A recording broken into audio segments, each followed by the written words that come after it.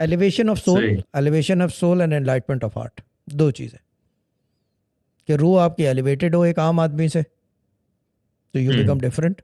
और अगर हार्ट में एनलाइटमेंट हो, यानी कि कल्ब आपका रोशन हो, जिसको जी। रोशनी कहते थे मेरे अब्बा, तो फिर इसका मतलब ये कि you're different from others, सही। very simple।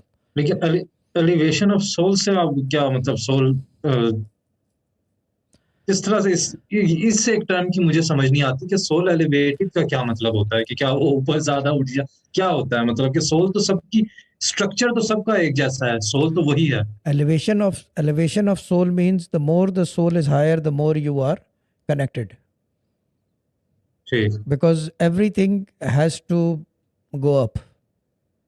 हम्म। हर चीज जो है ऊपर की तरफ जाती है, हर चीज जो है ठीक। ऊपर की तरफ हम्म। जाती है। Even the profits looked up and prayed.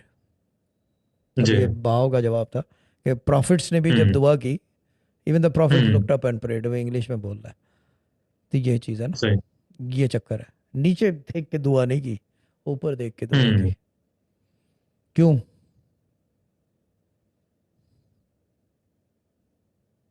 दुआ ऊपर की तरफ मतलब कि वो बात वही आ जाती है ना जो आप कह रहे हो, कि वो ऊपर की क्यों? तरफ देखते हैं। क्यों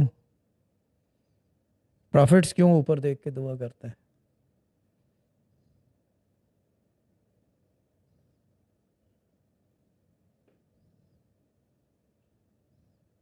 क्यों?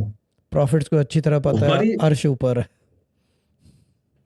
खुदा का घर ऊपर है। प्रॉफिट्स को पता था कि ऊपर है घर, अल्लाह का हम्म। जो है अर्श जो है ऊपर है। सही।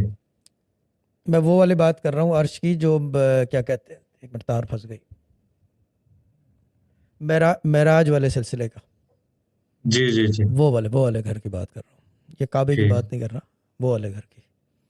तो जब वो दुआ करते थे ऊपर देख के, ये चीज़ है। सही।